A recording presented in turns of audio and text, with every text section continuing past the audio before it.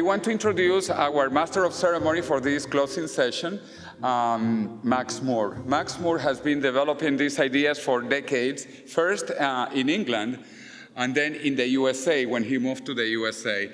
He already gave a fantastic presentation about all the ethical issues about life extension, longevity, and the incredible possibilities of the future.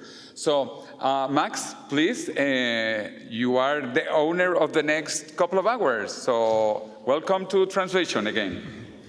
Thank you, Jose. I'm not here to give a talk, really. I'm just Master of Ceremony, so I'm going to be introducing the other speakers. I just want to say that I think the tradition of the Transvision events is a really wonderful one. It's been persisting for quite a few years now. I'm not sure when the very first one was. When was the very first one? 1998 in the Netherlands. 1998, right. In Vase. Yeah, we were 20 people in a cellar. So I think people should be counting, like Bitcoins, we should be having a blockchain where every time you come to a Transvision conference, you have a block, and see ends up with the most blocks at the end of the chain in the future. So we should maybe stamp people's programs here.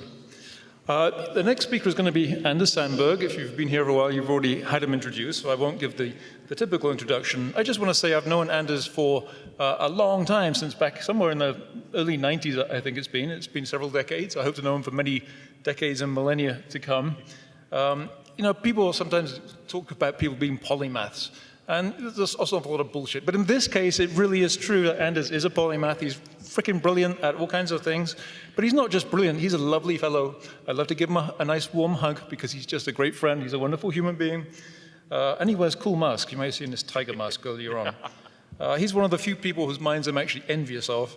And he is so full of ideas that you have to tape his mouth shut to stop him giving them to you. So I'm looking forward to hearing some more of his most excellent ideas. Please welcome Anders Sandberg.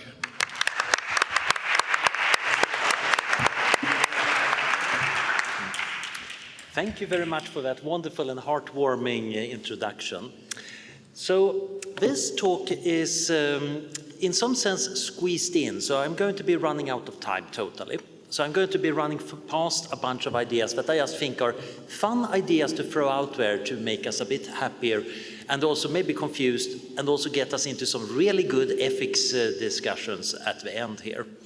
I don't know if my presentation will show up, so I will just start and then we'll see.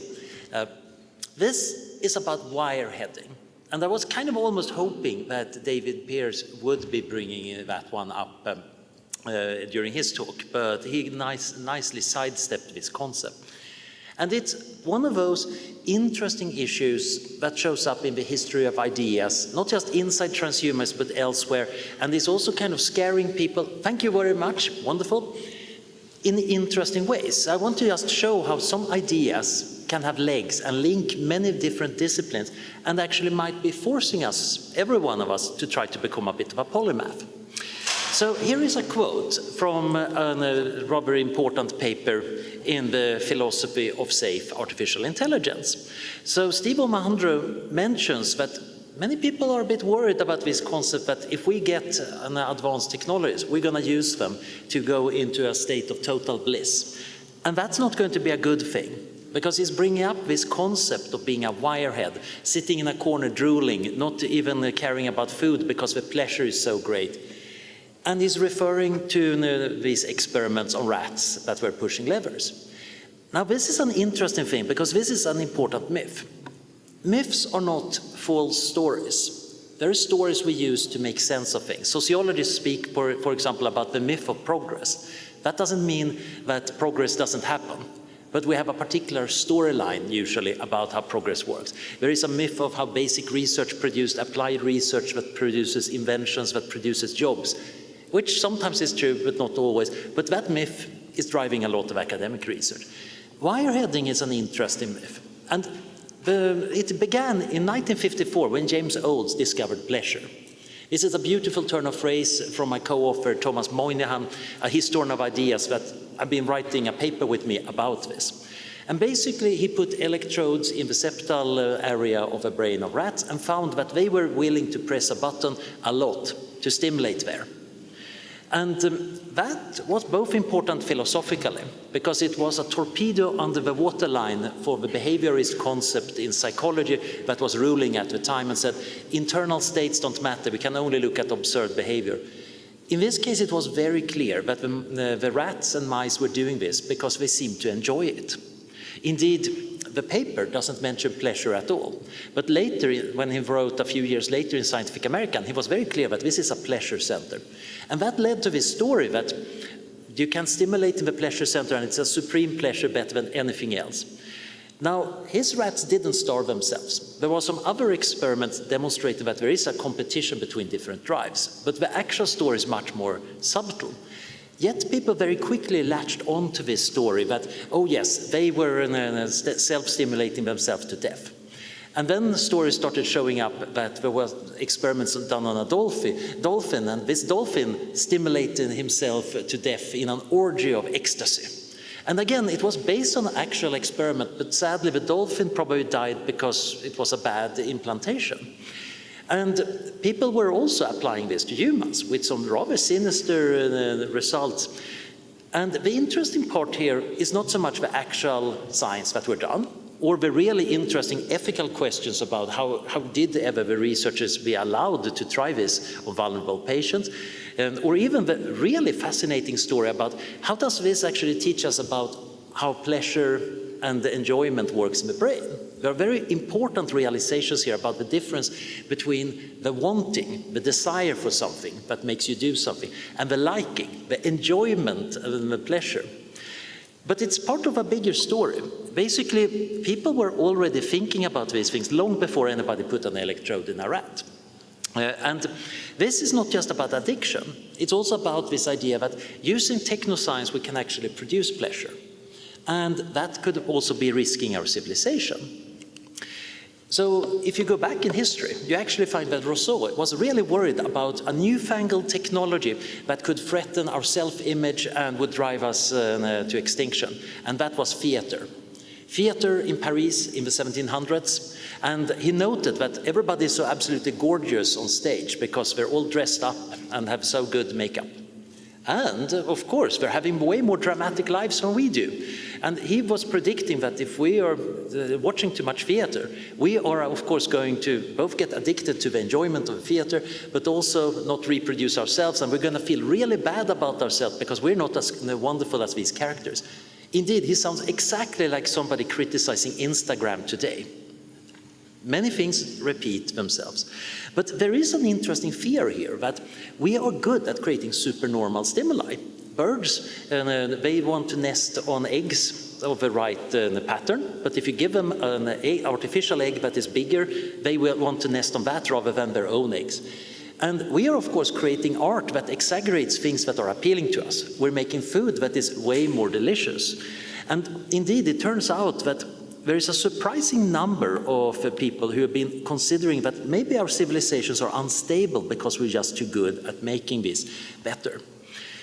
Indeed, in the Victorian era, there were many people saying, wait a minute, aren't we becoming parasites on the machines? And then they connected that to discoveries in biology that noted that parasites quite often seem to be simplified forms of older species. So there was an interesting stream of ideas that we might become some kind of barnacles sitting on our technological infrastructure, slowly losing our brains because we're just getting this total pleasure and material wealth. A bit like the blobby people in the movie WALL-E are in the future, dependent on the machines and mostly slurping smoothies.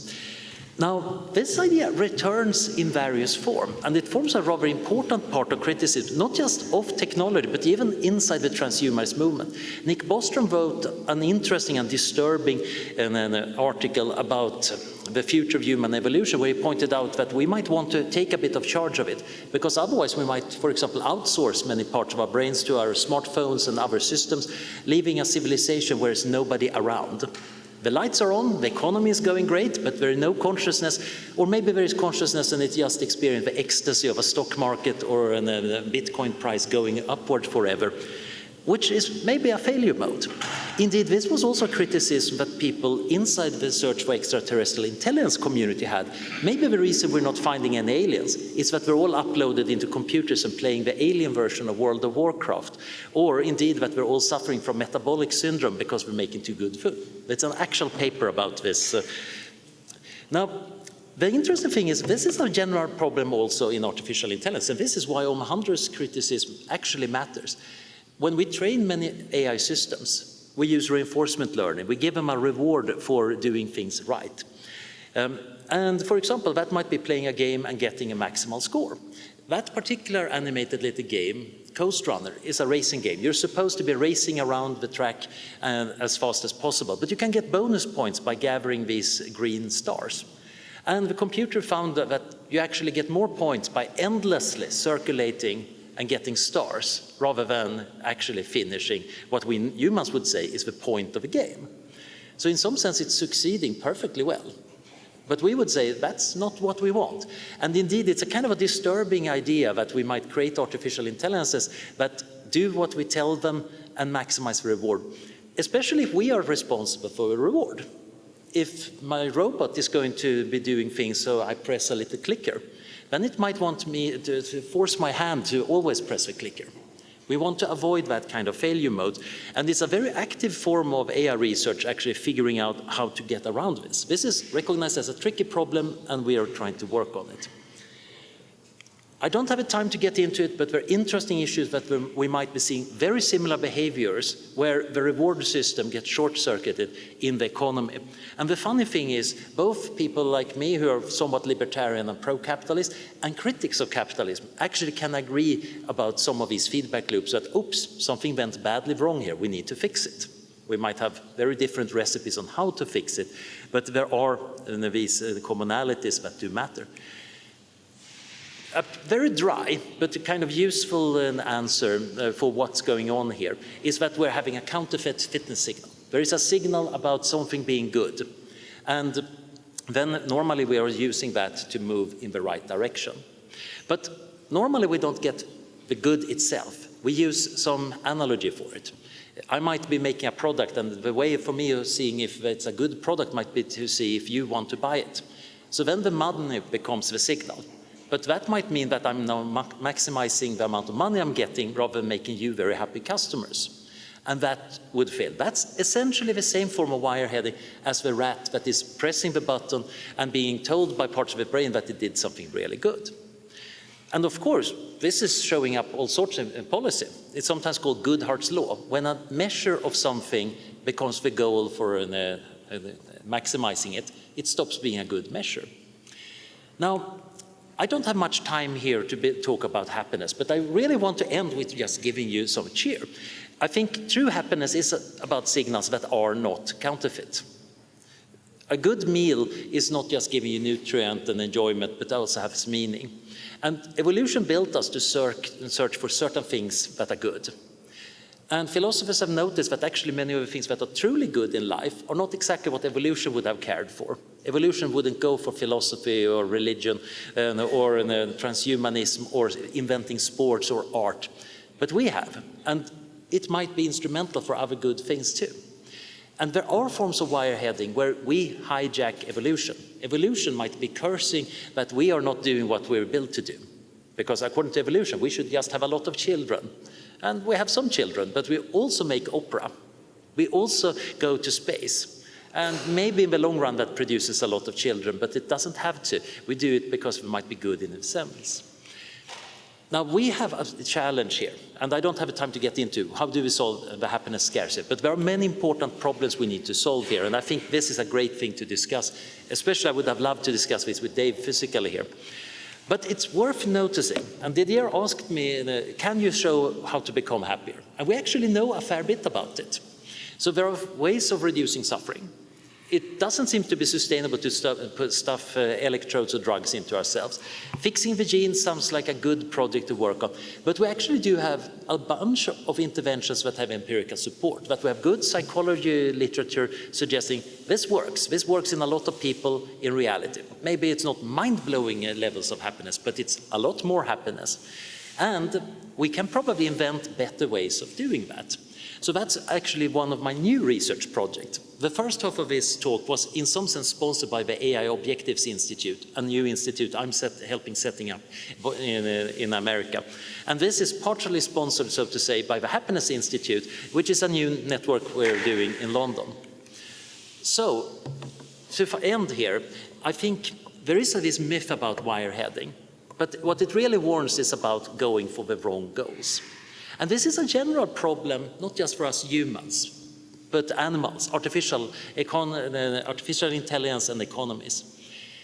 And building real happiness is a really complex thing, but we know we can make it increase. I think we have certainly increased it here at this conference. The question is, can we do it at an enormous scale? Can we use the transhuman ambition to say, I don't just want to do some mental exercises to be more grateful and slightly happier. I want to be way more happier. I want entire societies to be happier. I want billions of people to go from happiness, poverty to happiness, abundance. I want my artificial intelligences to go for the true eudaimonic good. I want the economy to get the right goals. Well, thank you for that, and cheers everybody, and thank you.